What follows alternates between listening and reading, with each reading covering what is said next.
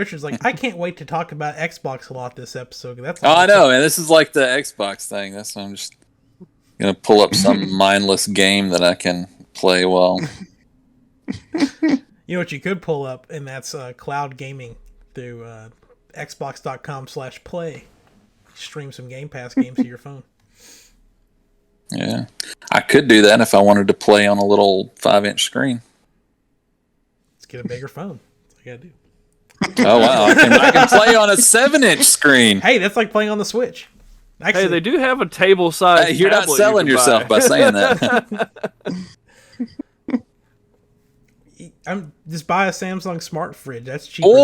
Or I could just write a really hateful fucking email to like Phil Spencer. I would probably have more fun.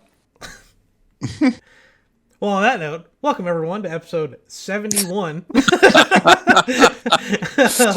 of Next Gen Newsweek for the week of November 17th, the week before Thanksgiving. November's already like halfway over, and like it blows my mind. And it's like the eve of Black Friday, like the real one, and all the deals and stuff, which we're going to talk about later on in the show. But before we get into that, my name is Mitch. Joining me today is Richard. Hi. Michael. Yeah. And Chase. Hello. This episode has a lot of Xbox news. It has a lot of first-person shooter news, and that's it, pretty much. So, but we got some cool stuff at the end of it. We're going to talk about the nominees for the Game Awards. We're going to talk about, again, Black Friday deals. And since last week's episode we recorded, and you may have noticed it didn't actually come out because we got to the very end of the episode, and my hard drive ran out of space. And it's like, well, I can't save any of this. So, lost an entire episode. So, yeah, we're coming at you a week later. So, before we get into anything else, though, let's talk about let's talk about what games we've been playing. So, Chase, would you like to start us off with what you've been playing? Oh, yeah. So, let's see. Yeah, I finished The Forgotten City, and it was incredible. Like, for a small indie game I think it was made by 3 people. Very, very, very, very good game. I know it's got some Game of the Year nominations as well. So it's not like super long. I really highly recommend that. Also playing Shin Megami Tensei 5 right now, so I'm enjoying that. I'm not very far into it, but it's been great so far. You said it's like a harder Pokemon game, right? Yeah, I mean it's got like elements from Pokemon. Like you capture like instead of monsters, you're capturing like demons and angels. Well, angels. And you they have like abilities and stuff like that. Like you have to match their types to the weaknesses, stuff like that. And then instead of evolving them, you kind of like you fuse them together to create more powerful monsters and demons. Yeah. Nice. All right, Michael, what have you been playing? I've been kind of busy with just health stuff, so I really only play a little bit of Genshin when I can. Cool.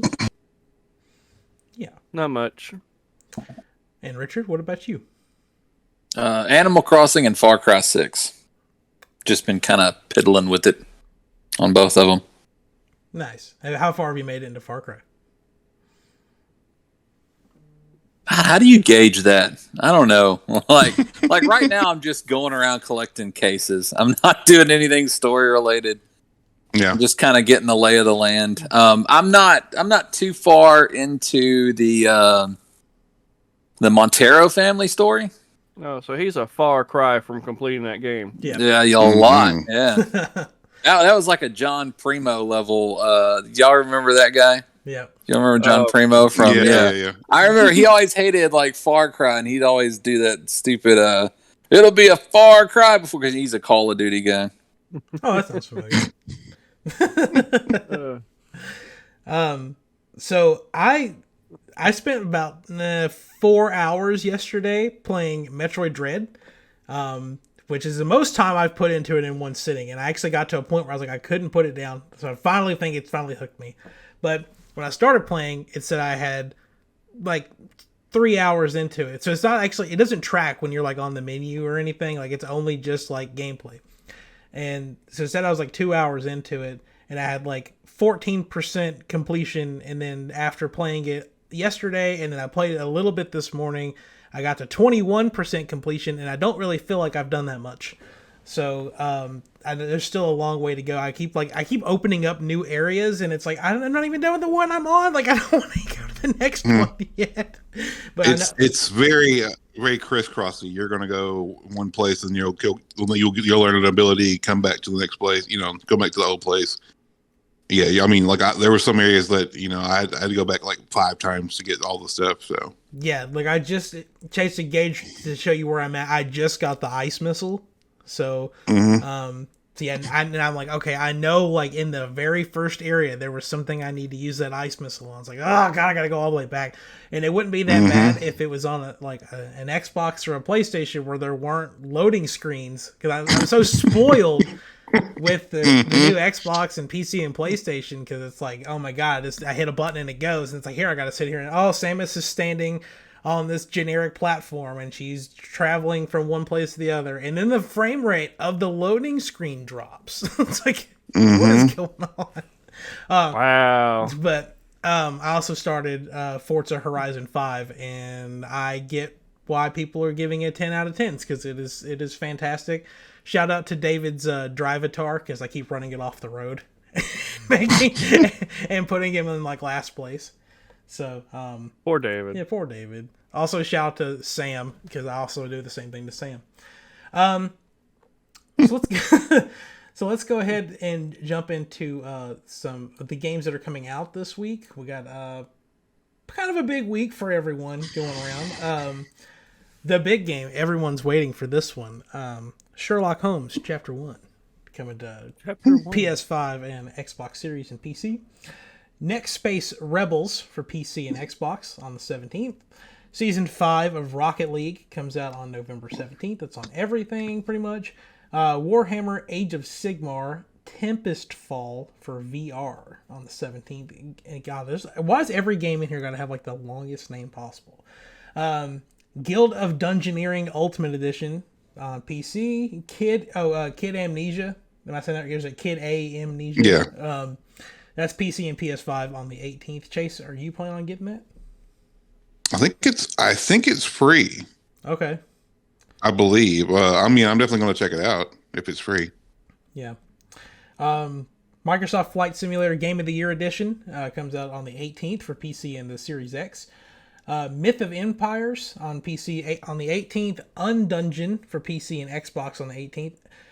Battlefield 2042 coming out for PS5 and Xbox on PC on the 19th, but it's out now if you have Game Pass or if you bought the Ultimate Edition, but the full release is on next Tuesday. Or no, Thursday. Friday. I'll get my dates right eventually. Mobile Suit Gundam Battle Operation Code Fairy Volume 2, which I feel like I just said that last week or a week before last. And the first part of that came out. That's coming out on PlayStation on the 19th. Nerf Legends on the 19th for everything. Pokemon Brilliant Diamond and Shining Pearl comes out on Friday. Unless you hacked it and you've got it like 2 weeks ago. Death's Door comes out on PC and PlayStation on the 23rd.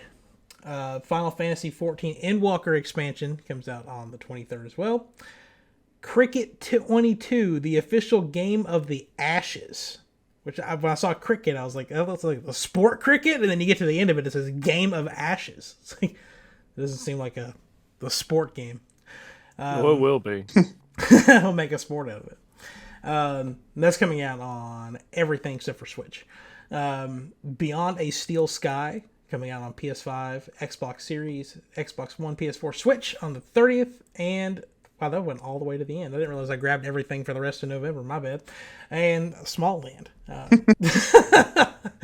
Might as well just finish it up.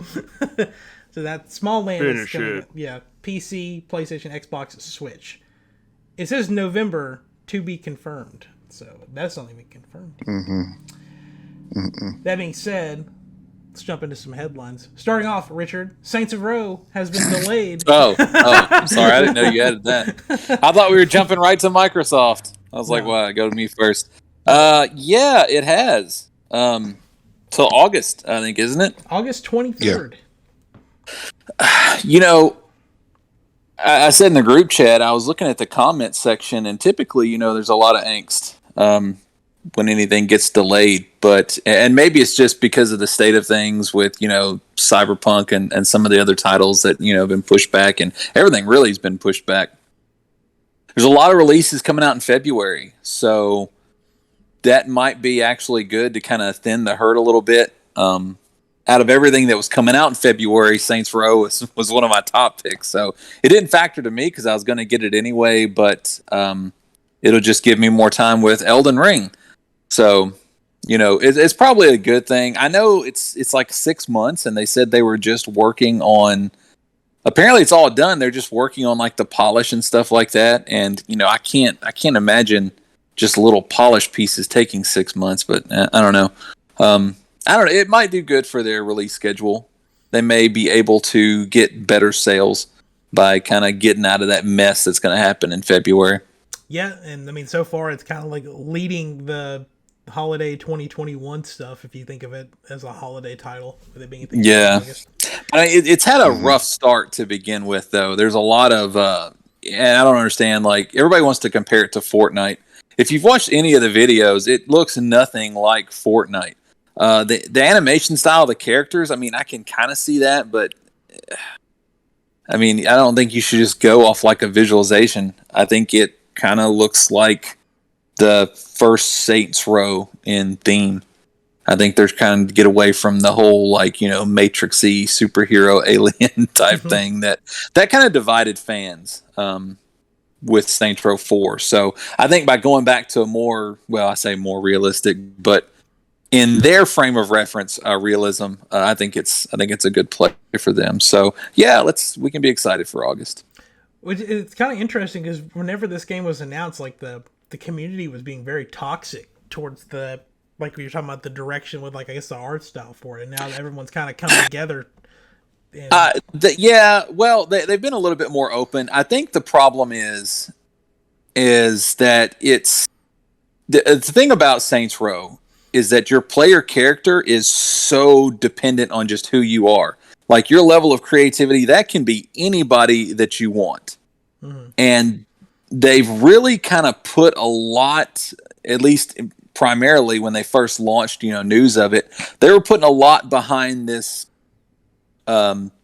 female person of color that's the player character. And it's weird because in the past, they kind of downplayed the player character, because the player character is whoever you want to make it to be. They can be male, they can be female, they can be a little bit of both, you know, they can be any color, they can, you know, the sky's the limit. And they have said that this character creation tool is more robust than any Saints Row they've had, but it seems like they were really pushing behind this particular player character, and a lot of people were confused.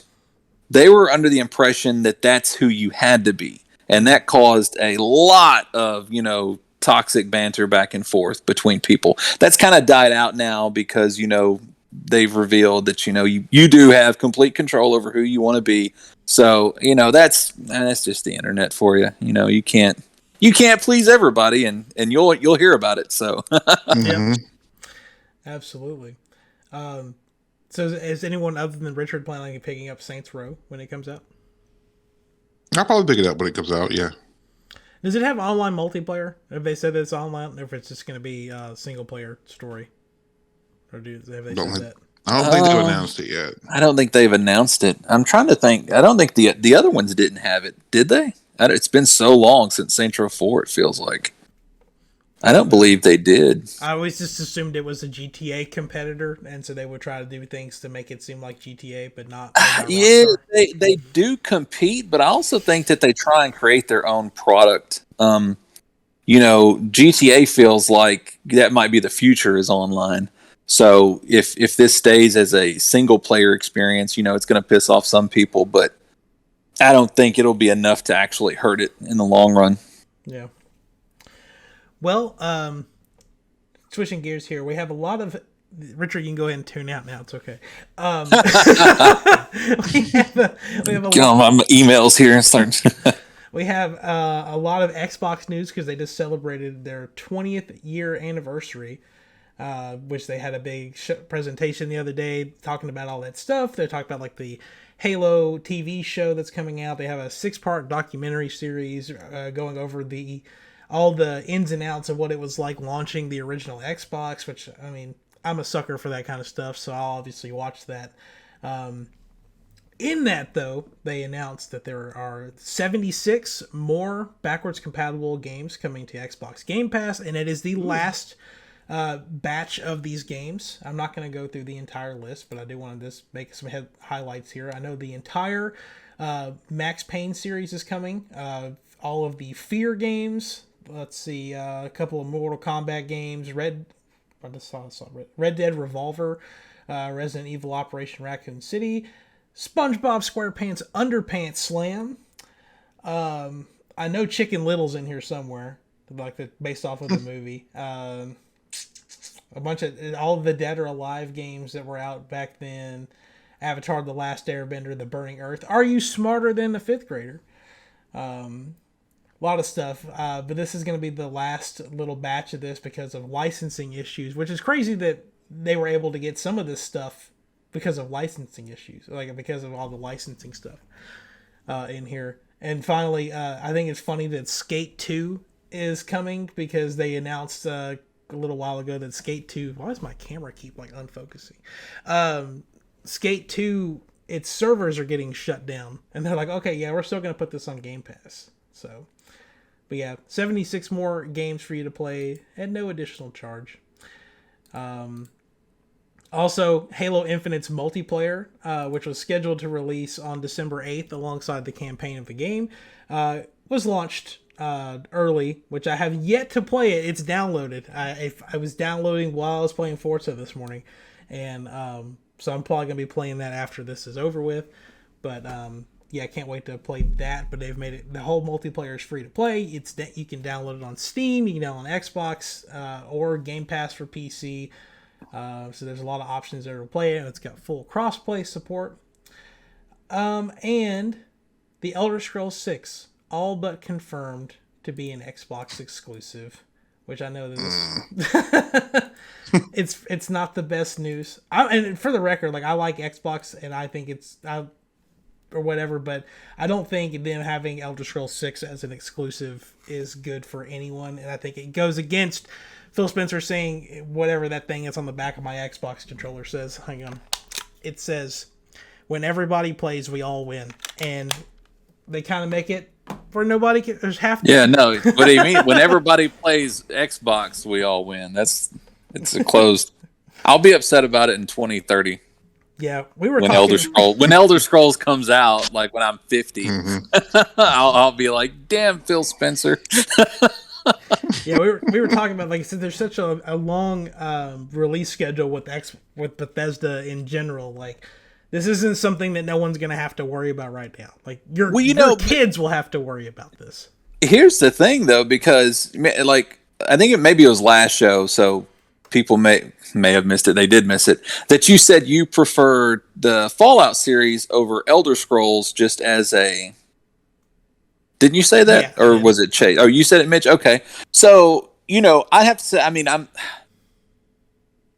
that opinion changes. I like them both, but I will say that I kind of agree. I do think that I like the Fallout world better. So if you take that in consideration, Mitch, you and I will be at Shady Pines playing the next Fallout. It's going to be 500 years from now before we ever see something like that. So yeah, I don't, to me, it's easy to get upset reading a headline, but when you start thinking about when this is actually going to happen, it's so far away, and it's kind of ridiculous to a point. It really is. I mean, I think they said they've done some pre-planning stuff, so they've taken some notes on paper about Elder Scrolls 6, but nothing is even started, and it's not going to start until Starfield's done. And like I was telling the guys yesterday, it's the gaming community that sits here and watches these news shows, or they constantly read articles, is the minority of gamers, right? And so I'm assuming that the vast majority of people don't even know that, one, Xbox bought Bethesda, and two, that in time, Elder Scrolls 6 is going to be an Xbox PC exclusive. Like, no one's, or hell, even the generation that's even going to have to worry about this probably hasn't even, I mean, I'm sure Skyrim will get released on the PS6 and 7 and 10 and whatever, but like whatever system's out whenever Elder Scrolls 6 comes out, like those kids probably never even played Skyrim or Oblivion and even care about all that stuff. They're like, oh, this is a cool RPG. Or the world will just end by then. It won't even matter. Like, I thought about yesterday when I had a little bit of free time. There's a website, I can't remember the name of it, but you can go and like create like fake headlines. And I was gonna make one that said Phil Spencer personally hands the head of PlayStation, Todd Howard, like just picks him up and hands it to him. I was like, here, you can have this, and just send it to Richard, just to see what he'd say out of it. But yeah. To get back to the actual article here, this is a quote from Phil Spencer on this. It says, "It's not about punishing any other platform. Like, I fundamentally believe all the platforms can continue to grow, but in order to be on Xbox, I want us to be able to bring the full, complete package of what we have. And that would be true when I think about Elder Scrolls 6. That would be true when I think about any of our other franchises." So very, very beating around the bush, not wanting to say the words Elder Scrolls 6 is an Xbox exclusive. I think it'll end up being timed exclusive. Like, I think that it'll be on Xbox for a year, and then it'll hit everything else. Kind of like with Deathloop, but in reverse, where it's a PS5 exclusive for a year before it comes to Xbox. It'll be the same thing.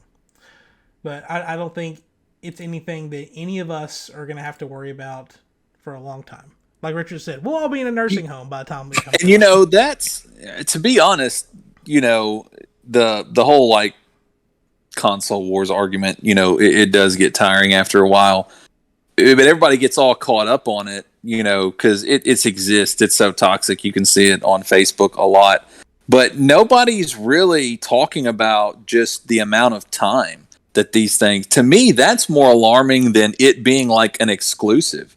Because, like, okay, you could be one of those guys that's like, man, okay, I really like Elder Scrolls, I hate Xbox, but you know, I'm gonna have to buy an Xbox to do it. All right, I'll do it. That's still a decision you're going to make like at least 8 or 9 years from now. And to me, that's more cause for concern than console exclusivity is. Yeah. Exclusivity? There's a word there, I don't know. But yeah. Exclusivity. And I mean, nobody's really, you know, and this is rumor mill. This isn't confirmed. Of course, I'm sure IGN or somebody would be like, hey, this is confirmed because somebody, you know, what I hate confirmation headlines now because it's bullshit. But the rumor out there, I'll call it a rumor because it's exactly what it is that Obsidian is actually working on a New Vegas 2. Mm-hmm. I don't know if that's true or not. I don't know if they're working on something else. Like I said, that's just a rumor. So if that's the case, then, you know, we may see another Fallout sooner than we think. But that's only if that's the case. And I mean, Obsidian did a really good job with the first New Vegas. So I think they've kind of got their people spread really thin right now, because I mean they're working on Grounded, which is still not even out of early access yet. They have they've confirmed the Outer Worlds 2 in that weird trailer they did at E3. They have their own version of Skyrim or Elder Scrolls called Avowed that's coming out, which is like I remember that. Yeah, that's supposedly maybe not next year, but the year after. So that'll probably be like the midway step, like before we get into the actual next Elder Scrolls game. But speaking of, because I forgot to mention this when I was talking about Forza earlier in the show. I know I kind of shared my screen, let y'all see a little bit while I was waiting. We were waiting to get started here. I just want to point out how that's one of the most gorgeous games I've ever played. And if Fable looks anything like Forza Horizon 5, it's going to be one of the most gorgeous games ever made. I forgot to mention that earlier. I was just thinking back as we're talking about Xbox Studios and everything.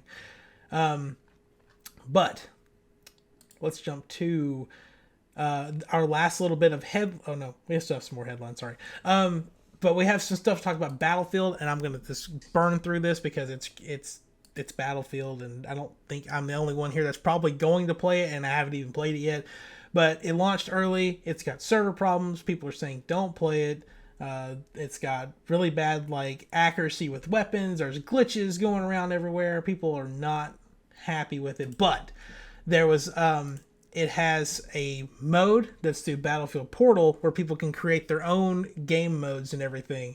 And XP farming has become the new way to level up in Battlefield 2042. And people have created XP farms, and people are joining them thinking, oh my god, I'm going to get some XP. And then they find out that they're the XP.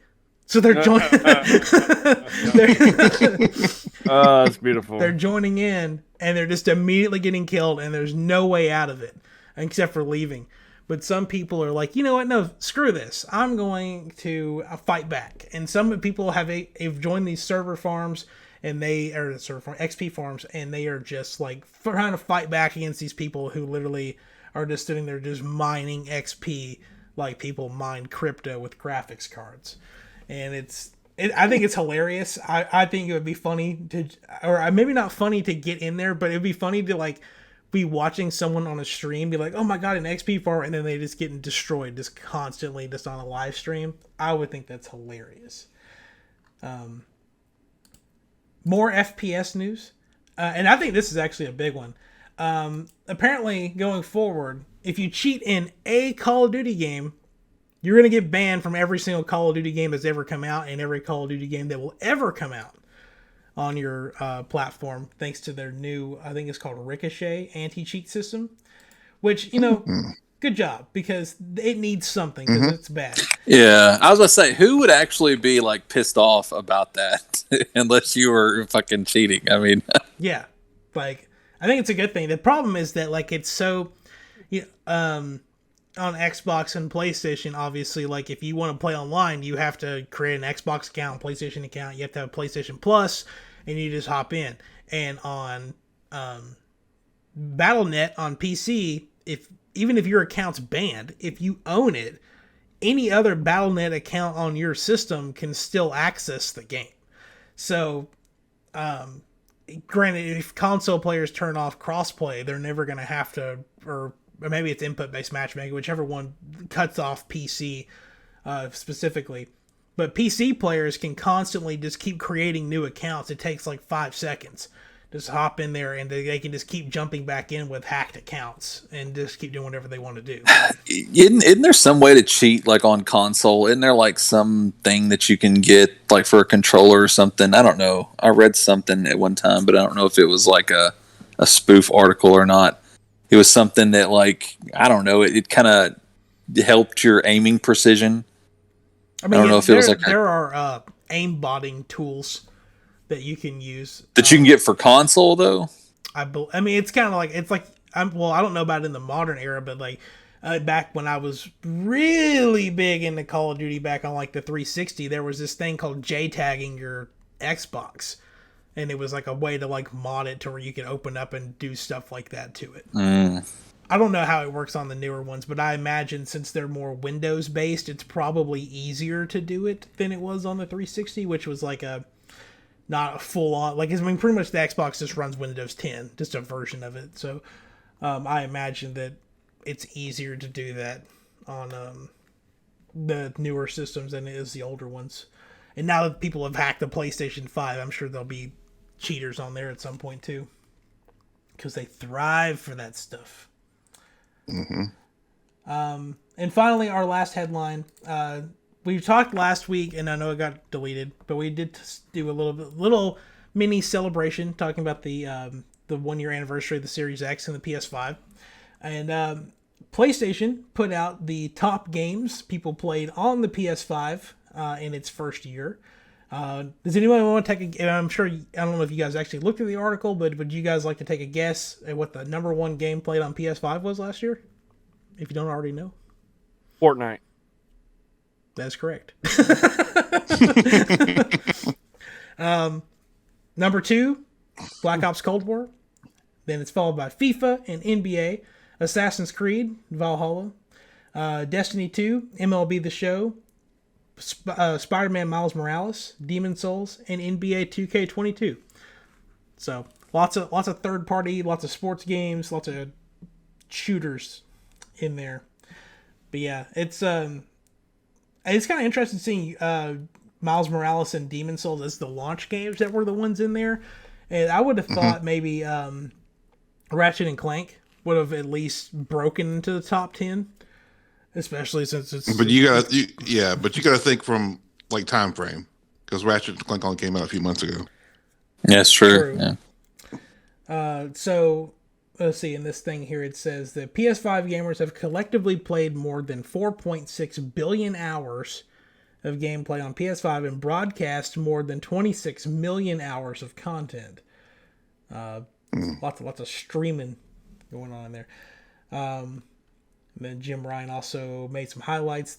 Took a moment to highlight big exclusives such as Ratchet and Clank, Returnal, Deathloop, their acquisition of Blue Point, Fire Sprite, Housemarque, and Nix's, and then try to get people excited for God of War, the KOTOR remake, and Horizon Forbidden West. So there are a lot of big games coming out for PS5 next year. There's a lot of big games coming out next year in general. Like Richard made a comment about how the Game Awards kind of lackluster this year. Next year is when it's going to really, because you're going to have, well, actually this depends on what time God of War comes out, but like it could potentially be Horizon versus God of War versus Breath of the Wild 2 versus Halo Infinite for Game of the Year next year. So just depending on what the time frame of everything.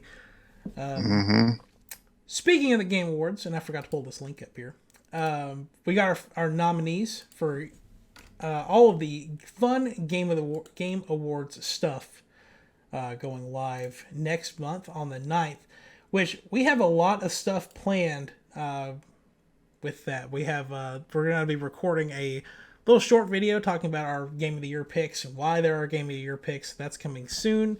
Live stream of the Game Awards. We're going to be crowning our year one trivia winner with giving out the awesome trophy. When is that? December 9th. December the 9th. So we're just a few weeks away from it. I do want to go through the picks for all of the nominees for everything, except for the esports ones. I'm not doing that. It's stupid. I don't think esports. So we'll skip those. It's just like nobody knows these people. Like we know the games, we don't know the people behind them, except for like the developers. We don't care about the esports people themselves. So I'm gonna start with actually go from the bottom of the list and go up, and just everyone just give your quick opinions on these. Most anticipated game, the nominees were Elden Ring, God of War, Ragnarok, Horizon Forbidden West, Breath of the Wild 2, and Starfield. A lot of big picks if I had to try to narrow it down into just one right there. I personally am with Breath of the Wild 2, but I can't pick. I'm excited for all of those games, honestly. I could definitely narrow it down, but I don't know if I could say specifically one of those titles. I feel like for you, it's got to be Horizon. Like I don't remember you getting this excited for God of War, or at all. Like even. Oh no, I love God of War, man. We weren't doing the show, obviously. Whenever I have them, I have them all. I even have the little PSP titles still on the little things. Yeah, I've always loved God of War, so I don't know, man. I mean, Horizon, God of War. I can say I'm not amped over Breath of the Wild 2, or damn, there was one more Starfield. Starfield. Yeah, I'm out. So yeah, it'll probably go Starfield. You think so? I feel like there's more people that would go for Breath of the Wild 2. If you believe headlines, it'll be Starfield. I've seen that so many times, the most anticipated game of 2022. Some publications have kind of already called it in that regard. The thing is, though, and the thing that's stupid about this is, so the cutoff for the Game Awards nominees is November 10th for Game of the Year, and Starfield comes out on the 22nd, which means it's not even up for Game of the Year next year. It's gonna have to wait till the 2023 game. I forgot what year it was. God, 2023 game. Oh yeah, so it won't even be. So it's like. And that's if it comes out in November of next year. They really want it to, that's for sure. Michael, anything on here? I know you got a Switch, you got a PS4, so technically you can still play all of these except for Starfield. Anything on here look interesting or most anticipated? Starfield. Really? Yeah, see, I told you. I feel like Starfield may win it just because it's something new. Yeah. Oh, I forgot. Yeah, Michael can play that on PC too. Michael's got everything. Yeah, Michael's got everything. Yeah. Including the Wonder Swan. No, I don't have that. Okay, yeah. Skipping. There are 1, 2, 3, 4, 5 esports awards. I'm skipping all of them. No, 6 because I don't care about content creator either. Sorry, the content creator of the year award goes to Next Gen Newsweek. Sorry, that's where it's Thank at. you, Damn thank you, right. thank you, everyone. Take our trophy and see you later. Best multiplayer game. Back for Blood, It Takes Two, Knockout City, Monster Hunter Rise, New World, and Valheim. If Ty was on here, Ty would say New World. I think, but I feel like it's going to be between Valheim and New World. You think so? I think so. See, I was thinking. Well, okay, so never mind. It says for outstanding online multiplayer gameplay and design, including co-op and massively multiplayer experiences. So like I don't know why in my head I was thinking like, oh, something you'd play with like just your friends. And I mean, yeah, New World, Valheim, whatever. I've played Valheim. It's not that fun to me, but I also don't really care for World of Warcraft. But like, I was thinking it'd be either Back for Blood or It Takes Two. And personally, I would go with It Takes Two because that game is like, well, one, you cannot play it unless you play with somebody else. But Richard, Because it takes two. Yeah. We were talking a while back about it, and you didn't realize it was a local co-op game too. Did you ever get a chance to play it? It Takes Two. It's the one where it's like it splits your screen in half, and 2 people have to play it, and like if like a platformer. And if you don't have someone else, you can give them like a buddy code, and they can download it and play it with you. No, I think we talked about that because I was talking about playing with Maddie. And I don't know, sometimes that can be frustrating because I got Zombies Ate My Neighbors recently because I used to love that, when I was younger. And she and I have been playing that co-op, and it gets frustrating. It definitely gets frustrating. She's so adamant about wanting to see things and go her way, and that's actually a pretty intense game that you don't get to sightsee that often. People are getting killed, so. No, I don't know. I'll have to check it out.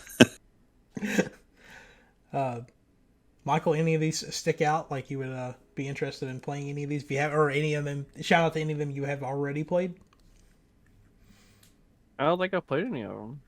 I played one round of Knockout City. I wasn't really impressed with it. I played Back for Blood during the beta. It's downloaded to my Xbox. I've also not played that, so I might spend some time with that before the Game Awards too. And I've played Valheim, and I was just like, oh. So, it's just where I'm at with it. Do any of us play sim strategy games? Can we skip that one? Is that something people are interested in? Because I am. You are? Okay. Best sim strategy game, we have Age of Empires 4, Evil Genius 2 World Domination, Humankind, Inscription, and Microsoft Flight Simulator. I've never heard of any of these. I'm a huge fan of Age of Empires. I've not played 4 yet, though. I'll have to check that out. 2 of these games are on Game Pass, available now. And that's Age of Empires and Flight Sim.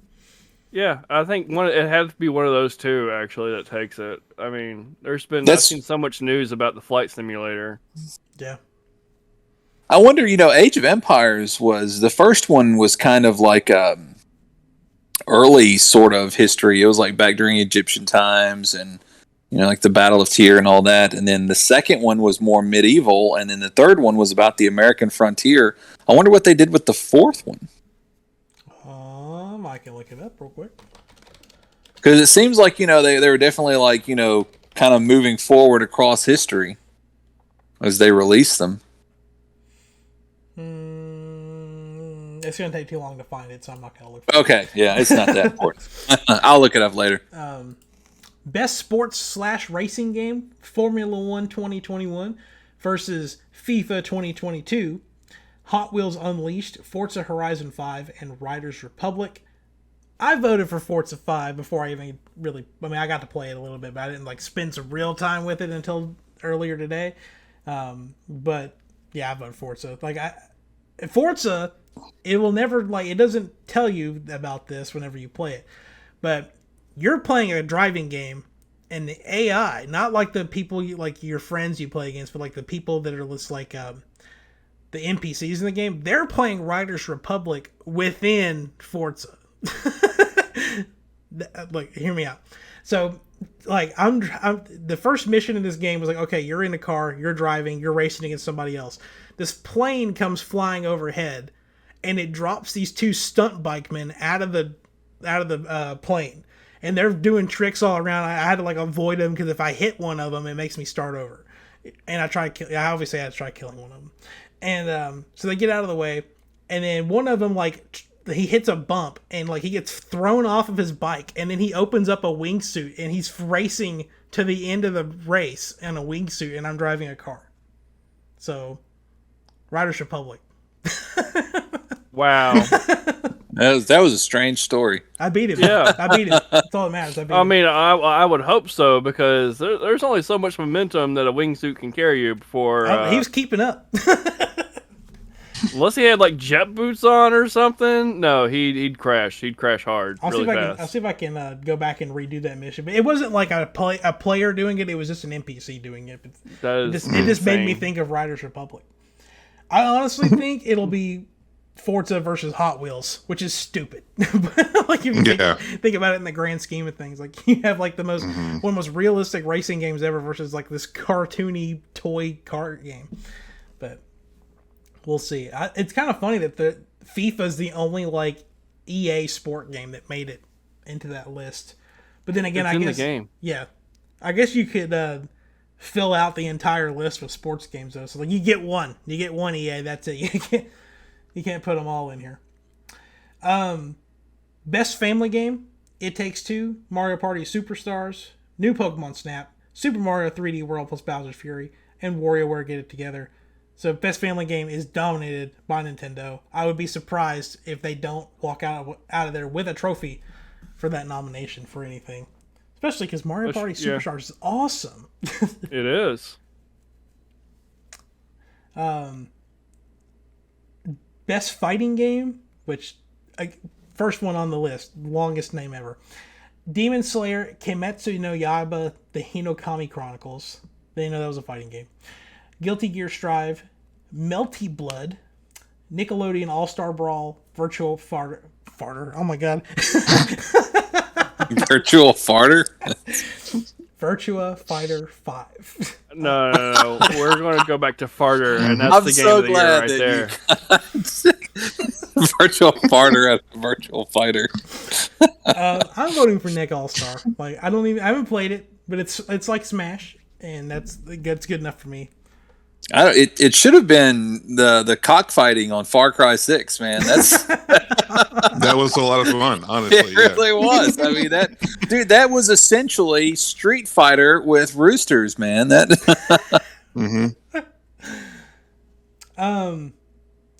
RPG. I was not ready to see Cyberpunk 2077 get nominated for Best RPG, but I guess so. Monster Hunter Rise, Scarlet Nexus, Shin Megami Tensei 5, and Tales of Arise. I've only played Cyberpunk, that's what I voted for. But I also want to play Shin Megami Tensei because Chase is giving it very high remarks so far. Oh, yeah. I've heard Tales of Arise is really good too, but I haven't gotten around to getting that one yet. People were kind of pissed that Cyberpunk got nominated for this over like Bravely Default 2, which I was like, okay, I guess. But look, Cyberpunk is not in Game of the Year discussion, and that's all that matters to pretty much everyone. Like they're like, don't even think about it. Don't. I think it'd be awesome if it won, though. It'd be like, what? Well, I can't speak for... I don't know the sales of any of the other games, but I know Cyberpunk in its opening weekend sold 14 million copies, which is ridiculous, and I'm pretty sure no other game on that list... And I know 4 million of those got refunded, but... They were buying an idea. They weren't buying a game. the idea sold phenomenally well. And then you got people like me who bought it on PC and Xbox and PlayStation. I only bought the PlayStation because it was $10, but that still goes towards a copy sold. So, yeah, I got it for free. Mm-hmm. I did. Yeah. Because like Best Buy had it for $10, like the steel jacket edition. And it was so weird because I bought it online and then they sent me the game itself. And I had to actually go to Best Buy to pick up the steel book. And I never did because I didn't care anything about it. And I got an email saying that, I only had so many days to pick it up or it was going to be refunded. And I didn't. So Best Buy refunded me my $10. And I have the game. So, okay. Well, whatever. Free game. And it was worth every penny after I tried it. Richard was not a fan. I loved Cyberpunk. I couldn't make myself play I loved again, it too. But Richard was not a fan. I was my expectation level was something completely different. When it comes to Cyberpunk, some of you might be aware, their Shadowrun, it was really popular on the Super Nintendo and the Sega, and then they actually it only went to PC, I believe, but they did kind of within the last 10 years or so, there was kind of like a re-envisioning of it that came out, and that was really good too. And I guess that's what I was thinking. I was thinking Shadowrun and Elder Scrolls, kind of that's what it was going to be, and that was not at all what it was. And it wasn't even the slightest bit of Deus Ex either. It was just, I don't know what it is. It wasn't what I was expecting, so no. Turned it off. And Michael, you played like an hour of it or so, didn't you? Yeah. Maybe like an hour. Hour and a half. That's about as much as I did, and I was like, I mean, I won't say it was bad. I can't think of it to play it. See, like the first couple hours with me was kind of like, meh, and then it kind of had that Metroid effect now, where it's like once I got to a point where I finally understood everything, it was like, oh, okay, and then I was glued to it. No, I mean it's been out over a year now, so I think spoiler embargo is out. Like after Jackie dies, and then you go home and you find out that you're basically terminal, and then Keanu Reeves shows up and just treats you like shit. I was like, I'm all right. This isn't for me. It's all about how you play it. Mm-hmm.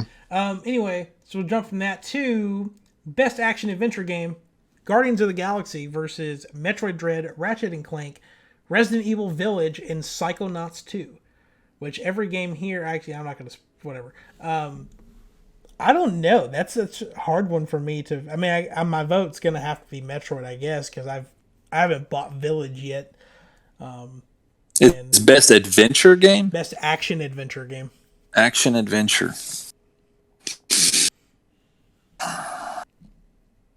Chase, how many of these games have you played? Have you played all of them? What was the list again? Say it again. Guardians of the Galaxy, Metroid Dread, Ratchet and Clank, Village, and Psychonauts 2. I've only played Metroid Dread and Ratchet and Clank. Oh.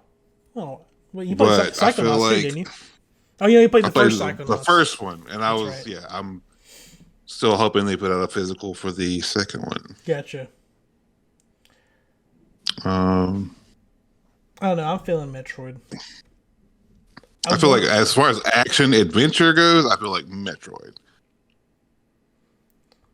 I'm gonna get Guardians of the Galaxy when we get to, there's a lot of these games that are going to be heavily discounted for the Black Friday sale, at least through Walmart, which is what I got the ad pulled up for later in this show. And I'm planning on picking up a lot of these games whenever they go on sale. Plus, I bought Ratchet and Clank from GameFly. It just hasn't shown up yet.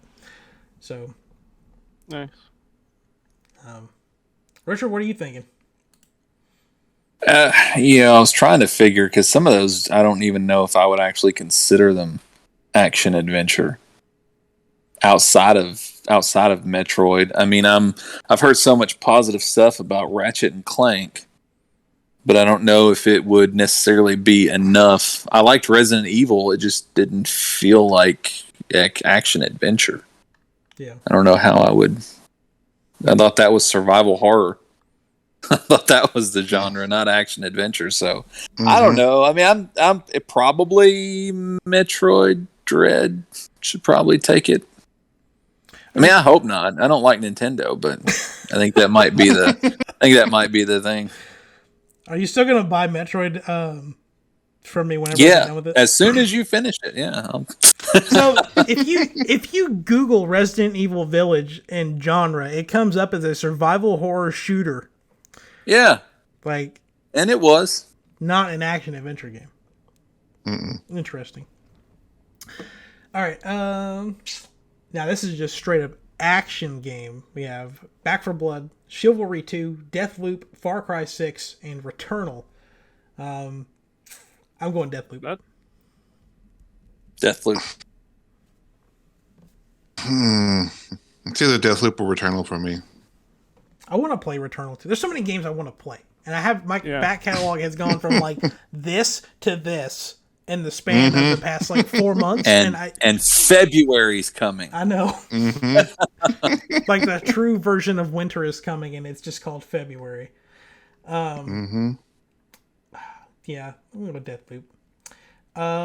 Innovation and accessibility. So the game's recognizing software or hardware that is pushing the medium forward by adding features, technology, and content to help gamers be played and enjoyed by a wider audience. We have Far Cry 6, Forza Horizon 5, Guardians of the Galaxy, Ratchet and Clank, and The Veil: Shadow of the Crown. I was talking in the chat about how I don't like... Press cross to start. Yeah, that. Forza does that too. That's just I just gotta accept that is the new norm. Like every time I start my game up, it is going to tell me what to do. Can I say? Look, I'm going to ask this question, and it's going to come off as insensitive, and I'm going to go ahead and apologize for it because it's truly not what I mean. But who does that help? Press cross to start. I mean, if you're blind. Now, hold on. If you're blind, you're not going to know where cross is. And if you're deaf, you're not going to hear him say it. Maybe so, just visually impaired. I'm not sure. Like because I know in the settings of Far Cry, you can change on you can change a lot of the settings to enemies are like solid red, things like that. Oh wow! Okay. Yeah. I mean, Far Cry has a lot of accessibility. And that's what I was going to say. Like, I was really like very impressed with that. So you can see but not see well. That makes sense. Okay. What were you gonna say, I was genuinely curious. I didn't, Michael, what were you going to say? Oh, I was just going to agree with Chase. Like, my brother's colorblind, so I've seen firsthand like the accessibility options that you can play with. Yeah. It's very very interesting. I'm going to say Far Cry 6. I haven't fully messed with all of Forza stuff yet. But I know Far Cry's got a lot of that stuff in it. Pretty much they took everything or a lot of the stuff that The Last of Us 2 did last year and kind of just went with it and then added on to it, which is Last of Us 2 I think won last year for its accessibility features, so it was good. Best virtual reality / augmented reality game. There's Hitman 3, I Expect You to Die 2, Lone Echo 2, Resident Evil 4, and Sniper Elite VR. I think in this one, I mean, I already casted all my votes for this stuff. I think I did Hitman 3. Because, I mean, I like the idea of Resident Evil in VR, but it's a 20-year-old game now. Stop winning awards. Yeah. Let it die. Tell that to Grand Theft Auto and Elder Scrolls. Best community support: Apex Legends, Destiny 2, Final Fantasy 14, Fortnite, and No Man's Sky. And I went for No Man's Sky just to support Michael in his favorite game. No Man's Sky. Hands down. Community support. As much as I love No Man's Sky, they don't have the tools for the community to help them support it. They've been doing the bulk themselves. So for community support, I'd have to go with Fortnite. There are so many creative modes and creative gameplay. And then on top of that, Fortnite will actually advertise those too. Well, I mean, it's I don't know if it's about like the way it's worded here is a game for outstanding community support, transparency, and responsiveness from the developer, inclusive of social media activity and game updates and patches. Oh, the No Man's Sky. Yeah, it's. I don't think it's more like No giving, Man's Sky, giving I the don't tools know. to your giving the tools to your community to like work on the game or adding features. About this just being like being a good developer and showing that you're supporting your game and how you're doing it. I guess. Destiny 2 also, like, they send out weekly emails. They're saying, this is what we're working on. This is what's coming up. This is, these are the changes we're going to make. This is what we tried and it didn't work. So we're taking that out of the game. Like, I mean, they're very, very upfront about everything now. So Good. yeah. Best. Wish Apex had done that. Yeah, there was something like where they were getting hacked or something, and people were like graffitiing on like parts of the game, like being like fix your game or something like that. Best mobile game: Fantasian, Genshin Impact, League of Legends, Marvel Future Revolution, and Pokemon Unite. I have a feeling I know what Michael voted for. Or if Michael would vote for. Genshin's pretty good on mobile, I gotta say. But I mean, Pokemon on mobile, I never saw that coming until they actually released it, So, but I'm gonna give it to Genshin. I was right. It was can't be between those two. Richard, do you play any of these mobile games? No, I'm actually going to give my vote to Mega Man, which is fucking awesome. Didn't even make the list. Damn. Jace, what about you? Mm-mm. None of them? None of them. I've played Genshin and Pokemon Unite, just not on my phone. If I was going to pick a game that's on my phone, what is the game I have on my phone right now? Solitaire Cash. No, man, I think Genshin and Pokemon shouldn't even be eligible. I can play that on my Switch. I can play it on a PlayStation. I think that should be strictly mobile games. That's fair. League of Legends is not and fair. in that sense, then Mega Man wins. Now that I've changed the rules,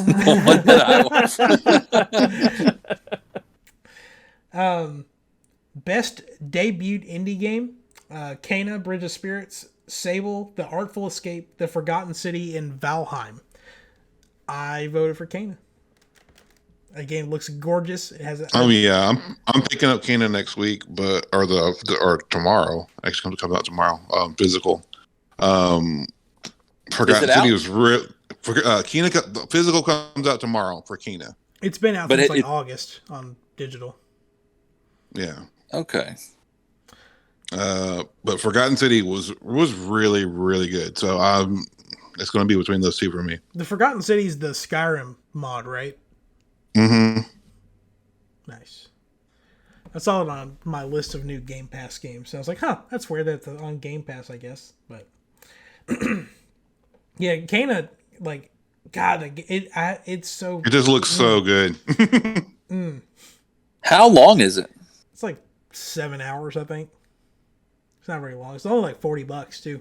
Or at Walmart, I guess it'll be $30, but you get like $10 off of it. Yeah. Best indie: 12 Minutes, Death's Door, Kena, Bridge of Spirits, Inscription, and Loop Hero. I want to play Loop Hero. I never got around to playing it, and I also want to play Death's Door, but I voted for Kena.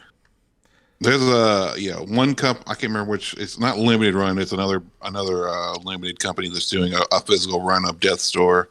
But yeah, I want to try that. I want to try Loop Hero too because that looks cool. It's like it's a music deck building game or something like that. That's Inscription, right? Oh, I thought that was Loop Hero.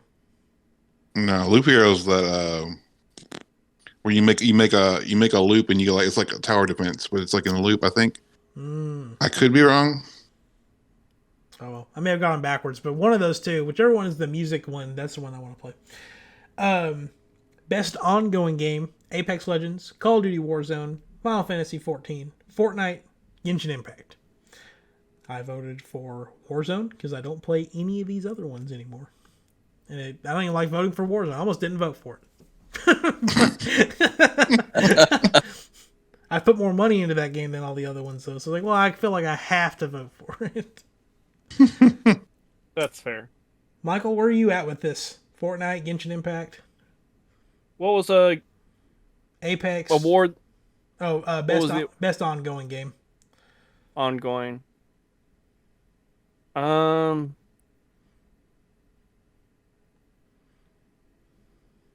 gonna have to give it to Fortnite. I don't think Genshin's been listening as closely to their fan base as they need to.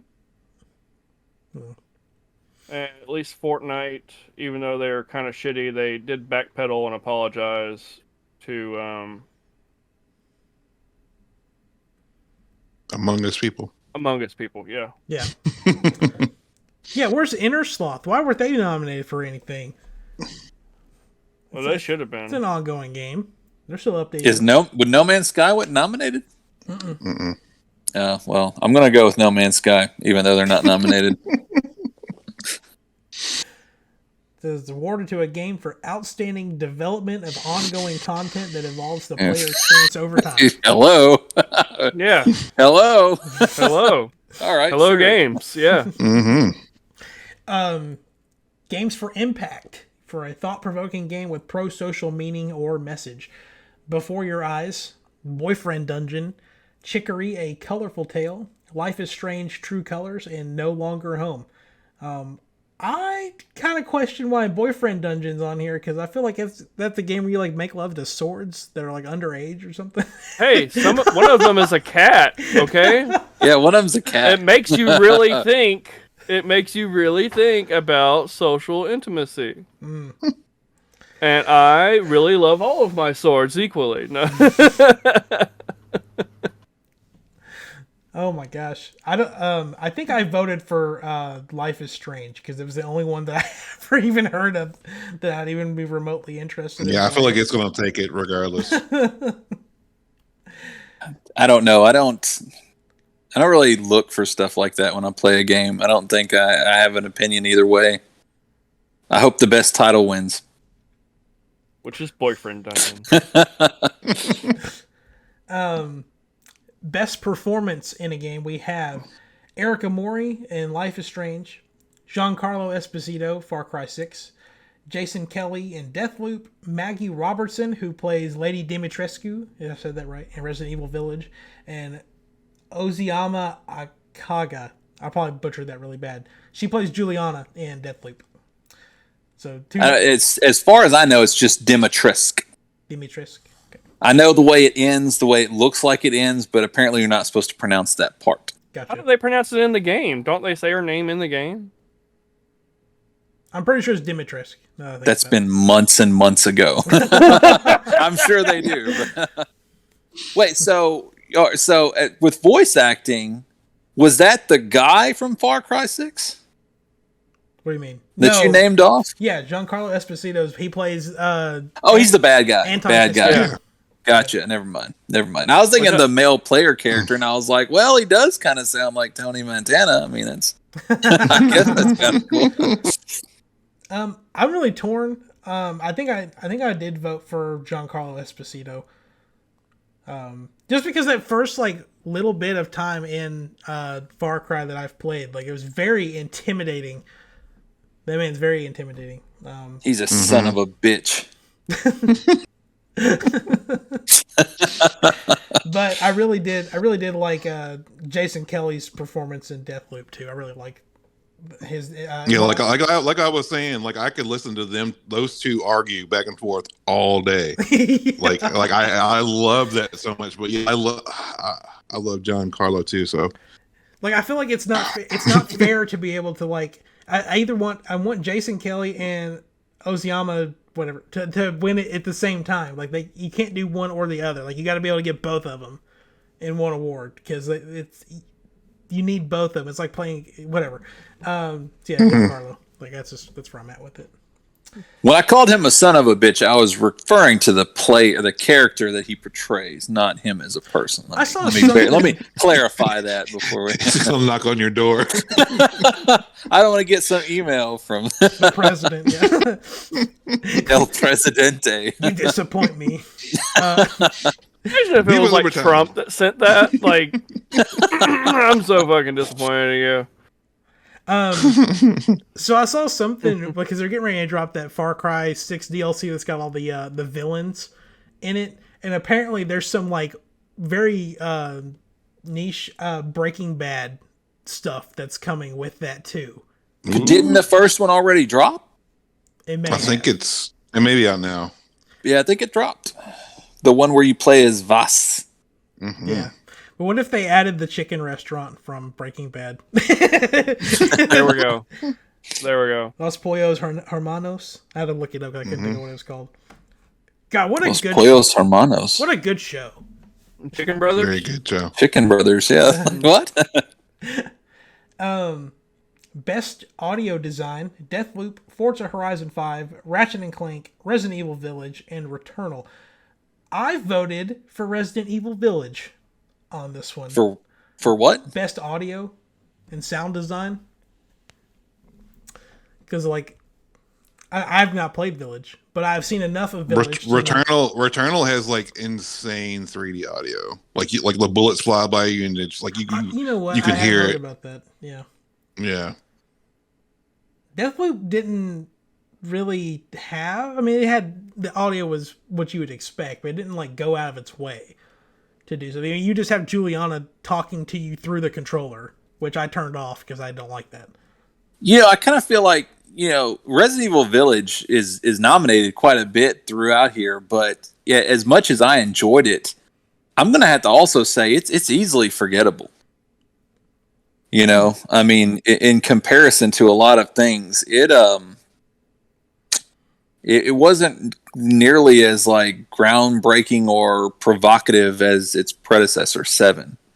To the point that after the fact, I'm ready to go back to like classic Resident Evil. Let's give up the whole first person. I mean, these two were cool. Don't get me wrong, but because I just played Resident Evil 4 recently, and yeah, I'm kind of ready to go back to the way things were. Would it be a fair statement to say that Village is the Last Jedi to Resident Evil 7's The Force Awakens? Oh man, they're even numbered the same. They're numbered. We don't even have enough time left in the podcast for me to go on a Star Wars tangent. So I'm not going to answer that. All right, we'll try to wrap these up. We got a couple more to go through. Best score / music for outstanding music inclusive of score, original song, and or licensed soundtracks: Cyberpunk, Deathloop, Near Replicant version 1.2.22474487139, Guardians of the Galaxy, and The Artful Escape. And to be honest, Guardians of the Galaxy's got a banger soundtrack. But I voted for Cyberpunk. Yeah. Cyberpunk has a great soundtrack. Yeah. I'm going to go with Guardians. I have a playlist on Spotify of just like all the best music from Cyberpunk. And sometimes I get in a mood where I'll listen to it. It's pretty nice. But I mean, I also have just like 80s rock anthems, which means I pretty much have all the songs from Guardians of the Galaxy on another playlist. So, best art direction: Deathloop, Kena, Bridge of Spirits, Psychonauts, Ratchet and Clank, and The Artful Escape. I really like the aesthetic of Deathloop, but Kena is one of the most beautiful games I've ever seen in my entire life, and I voted for that one. Mm-hmm. Like, my God. Best narrative: Deathloop, It Takes Two, Life is Strange, True Colors, Guardians of the Galaxy, and Psychonauts 2. Deathloop. Yeah, definitely Deathloop. I've heard really good. I mean, I know the premise of the story behind It Takes Two, but Deathloop was just like, God, it was so good. Such a good game. Man, it always puts that damn 70s song in my head, and that's how I can. It Takes Two. Oh yeah. Mm-hmm. Yeah, so it's just. Is that the thing title? It's got to be. Yeah, that's it. I hear it. I'm pretty sure that song is in the game. Best game direction awarded for outstanding creative vision and innovation in game direction and design: Deathloop, It Takes Two, Returnal, Psychonauts 2, and Ratchet and Clank. Ratchet and Clank. I really like the whole thing where you can just jump from world to world on the PS5, and it's just like there's no loading screens. You're just one world and then in the next one. Like I really really appreciate that with Ratchet and Clank. I need to play Psychonauts too. I've heard such good things about it. And Returnal. I need to play all these games. I need to play every single game on this list. This entire thing. There's just not enough time. Yeah. I think I did vote for Deathloop. Because like I really like the mechanic of like you have to kill all 8 of these people in one day, and figuring out how to do it. It's like how that whole thing just unravels. It's just so it's so interesting. The only thing I wish, and I know why they broke it up the way that they did, but it's like I just don't feel like it really needed all the loading screens in its coming. But they don't last very long. It's just like you just have to load from one area to the next one. Like we're beyond loading screens now.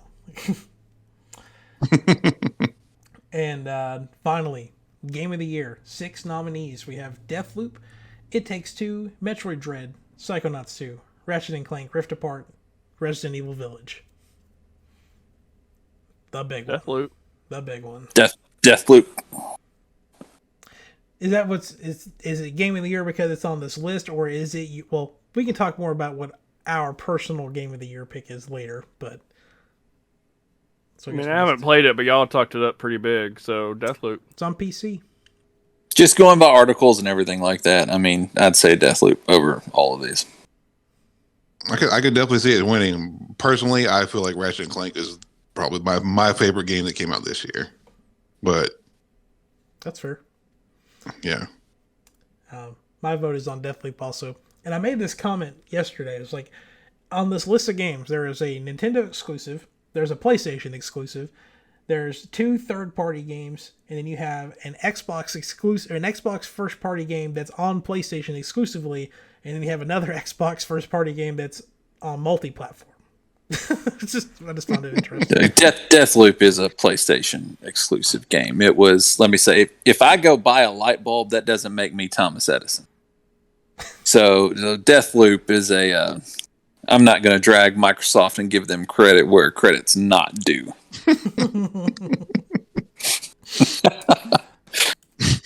There is no Microsoft game of the year for 2021 because they didn't put anything out, really. I mean, it is what it is. I mean, that's... We don't have to get into this, Richard. I can name 5 games that come out this year, or have come out this year, from Xbox. That are on this list for Microsoft? Oh, on the list, no. Forza Horizon 5 should have been nominated for Game of the Year. That's all I'm going to say. There's a lot of people that are upset that it wasn't nominated. Yeah, I did see that. They're like, dude, what the hell? Well, to be fair, and I honestly believe this, Gran Turismo 7, which will be far better than Forza, will also not be nominated Game of the Year next year. Because racing car games they don't get nominated Game of the Year. Good. I think it's too much of a niche appeal for it to be a broad spectrum game. Should Forza be on here? Maybe. But I think the limitations of that niche appeal is what keeps racing games from appearing on something so broad. Yeah, that's true. Well, real quick before we do trivia, every time something comes up from harddrive.net, I have to look at it and I want to share these. I love harddrive.net things. I shared like 1 or 2 of them yesterday. I was like, no, I'm just going to save the rest of these for later. So I don't know if I put this one yesterday. I said this one yesterday. Rockstar vows to only release Grand Theft Auto 5 from now on.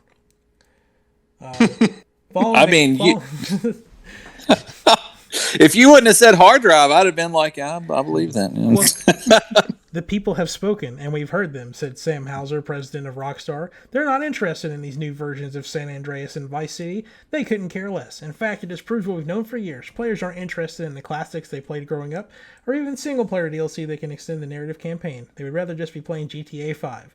We tried shaking up our formula and paying attention to something else, and everyone got really mad at us. So we hear you loud and clear. Just 5 stuff from here on out. We've even put 6 on the back burner. Yep.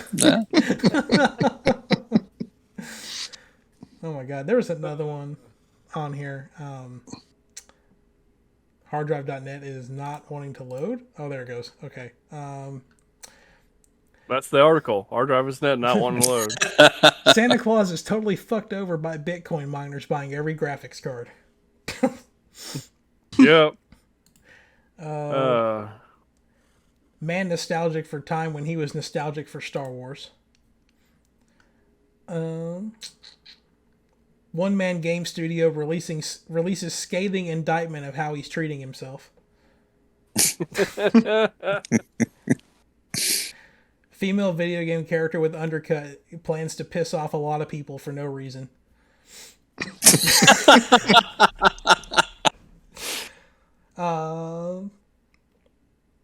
Let's see. I'm not even clicking on this, but it says bread tuber eaten by bird tuber. Beautiful. Okay, we'll do one or two more. I'm gonna go to page 3. Page 3. 6 fictional weapons that sucked ass compared to the remote from Click. Number 6, the Jedi lightsaber. Number 5, Tony Stark's repulsor beam. Number 4, the Neuralizer from Men in Black. Number 3, the Master Sword from The Legend of Zelda. Number 2, the Portal Gun. And number 1, Indiana Jones's whip. All worse than the remote from Click. I mean, I agree. That thing was God mode. Not making light of this situation, but EA employees stage walkout just to get away from their desks for a minute. Oh, man. And finally, not video game related, Kevin Feige, we're going to kill fucking 35 Uncle Bens in Spider-Man No Way Home.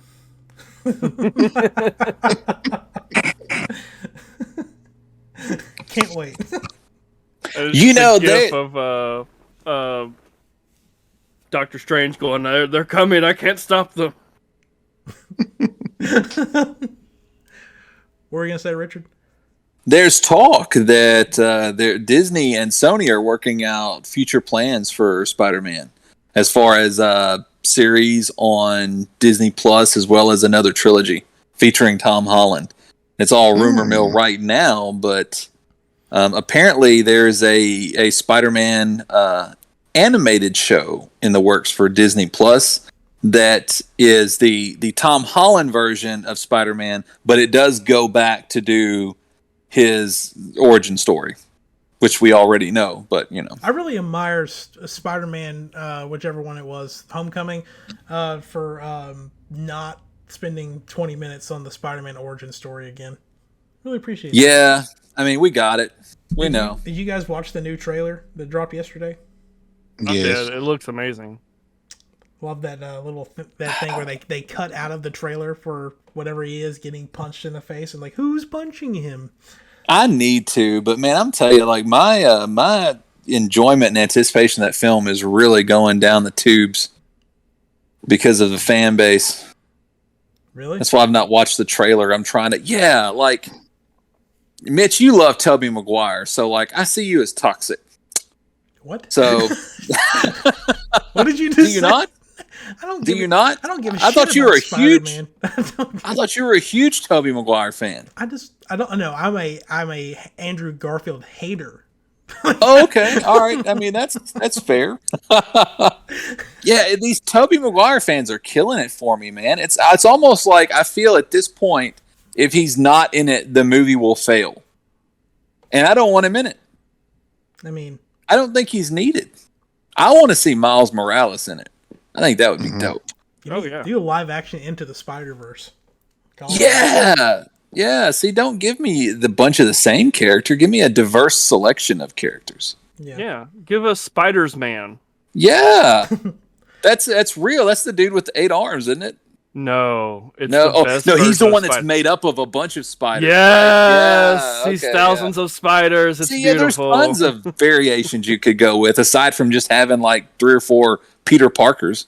Can we get one of those, but like it's Ant-Man, and then the only crossover is Million Ants from Rick and Morty? Can we? Best. All right. Well, you'd have to have Ants in My Eyes Johnson just to kind of. Yeah. There we go. The trifecta. What if Ants in My Eyes Johnson turned into Million Ants? All right.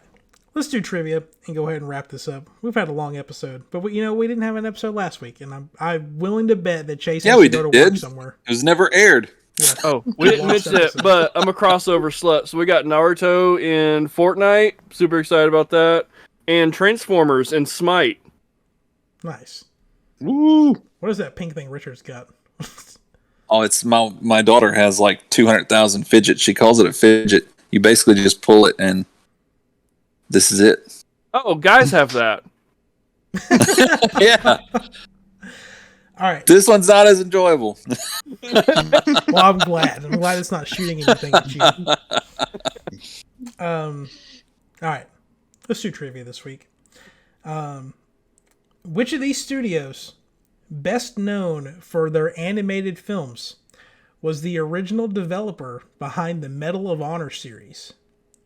Was it DreamWorks, Blue Sky Studios, 20th Century Animation, or Aardman Animations? I'm going to go with DreamWorks. And for clarification, Blue Sky is the people behind Ice Age. Aardman is the Wallace and Gromit studio. And yeah. I'm not 100% sure, but I'm leaning towards DreamWorks, so I'm going to say DreamWorks. Same. I'm going to go with Blue Sky. The correct answer is DreamWorks. Oh. So, fun little tidbit of information there. This is my connection. I knew that Steven Spielberg had something to do with and I always connect Steven Spielberg with DreamWorks for some reason. There's got to be a connection there in my head that I can't put together right now, but thank you, Steven Spielberg, for that trivia question. I always thought maybe you would have to, everyone's going to stew on it a little bit, but good job. Good job, everybody. All right. Let's go ahead and start closing this thing down here. Did anyone have anything? I know, Richard, you've got something very important to plug. Yeah. All right. No Mini Left Behind is finally up. Yay! You can follow me on Instagram. It is there now. The Facebook page, I actually need to create a page for it because it's not user-friendly, shareable. I have to add friends and stuff, so it's not. I'm going to get that finished today, and then I'll share the link on both of those. But yes, please follow me on Instagram. And it's just, it's simply painted miniatures from really cool, expensive board games. A lot of games that never make retail. A lot of Kickstarter exclusive stuff. So, there's Ghostbuster stuff. The new Hero Quest just came out. I'm working on a few pieces for that. The first thing that I posted is from the Bloodborne board game from Simon Games, the Saw Cleaver Hunter. Just probably the most popular weapon initially in that game. I know it's the one that's on the cover art. So, yeah, check that out. And, it's so much simpler to just snap a picture. So, regular updates. I got a lot of stuff that I still have to take pictures of and a lot of stuff that I'm working on now. So, a lot better, a lot more fun for me. And it's just cool. It's cool. So follow me on Instagram and Facebook. No Mini Left Behind. Nice. Michael, what do you have? Well, I have a secret project I'm working on, but as far as taking pictures of minis and such, Five Below does have a photo cube with built-in LED strip. So there's that. Really? See, right now I'm messing with like photography software. I really like Adobe Lightroom on my phone because you can adjust white balance. Because I took like a 6-hour photography class. All light has color, and man, there's a lot of stuff that you don't think about when you're trying to take really good photos of stuff. And I'll admit that first one I took, it's got the detail I want, but I don't. That white balance is still killing me because I still see a little bit of blue on it. So I'm getting there, but I'll have to check that out at Five Below because now I found mine at the Opera Mills location, but they might have it in Hendersonville 1 too. I'm not sure. Okay, typically it's like Ollie's, man. Usually most of them have, what the others does. So I'll have to check that out. Nice. Yeah, pretty good. Anything else to plug, Michael? No. Okay. Chase, is it time? Nothing personal for me. It is Black Friday week. There are lots of deals going up on games. I know Cheap Ass Gamer posts a link to what is my They have like a spreadsheet of all the games and which location has the cheapest game. So I don't have the direct link for that, but yeah, check your local retailers because there's next week they're having lots of deals on video games. I do have the Walmart Black Friday ad pulled up real quick. So with the past couple weeks, the online deals have started on Wednesday and they go live in the store at Friday. This time around, they're starting on Monday, 6 p.m. Central Time, 7 p.m. Eastern Time on Walmart.com. If you are a Walmart Plus member, you get 4 hours early access to this. The Xbox Series S is going to be on there, $2.99. The Series X and PS5 are going to be on there, online only, not going to be available in the store. Quick little look at some of the games on here. They've got in their $15 or $14 section. They've got Mario and Rabbids Kingdom Battle, Watch Dogs Legion, Star Wars Squadrons, GTA 5. $20 section. There's Resident Evil Village, Tony Hawk Pro Skater 2, Assassin's Creed Valhalla, Last of Us Part 2. $25, Deathloop, Back 4 Blood, Riders Republic, Hot Wheels, Mortal Kombat 11, Mass Effect Legendary Collection. $26 is all like the EA Sports games. $35 is Far Cry 6, Paper Mario, Origami King, Guardians of the Galaxy. $40 is Link's Awakening, Mario Maker 2, and Call of Duty games, and then Call of Duty Vanguard, Ratchet & Clank, and Spider-Man Miles Morales are in a price to be revealed on 11/24. So they haven't officially confirmed the price yet, but I feel like it's going to be $40 for those. And there's also a Switch bundle with Mario Kart and 3 months of Nintendo Switch Online for $2.99. And $5 to $15 off on select Xbox Series X controllers. And TVs. Lots of TVs on sale too. Come by. TVs. And if you're looking for a new controller and you're on Xbox, check out this 20th anniversary Xbox controller because this thing is sexy. Unless you're Richard. Richard doesn't like it. That is pretty sexy. Richard doesn't like it. Yeah. I thought it was kind of bland, but I hate Xbox. So can't really take my opinion on that. To me, this is bland. Like, obviously, because it's just a black controller. But so getting a little bit of green accents on there is pretty nice. If you want to find me anywhere, my name is Meechflow. I'm on everything. I might stream some Halo Infinite in a little bit once it's done downloading and I get tired of playing Forza and I get this episode uploaded. So be on the lookout for that. So it's probably going to be on Twitch or YouTube. But that's going to be it for episode 71 of Next Gen Newsweek. We'll be back next week with stuff and games. Any other breaking headlines? And if nothing breaks next week, we'll run off harddrive.net articles like they're real. And pretend and there's always something going on. So we'll be back next week. Michael, do you have our sponsor for this week? Our sponsor is us. Next Gen Newsweek. Get on that store merch. Oh yeah, redbubble.com/nextgennewsweek. There you go. Cool. Bye guys. Yeah. Bye.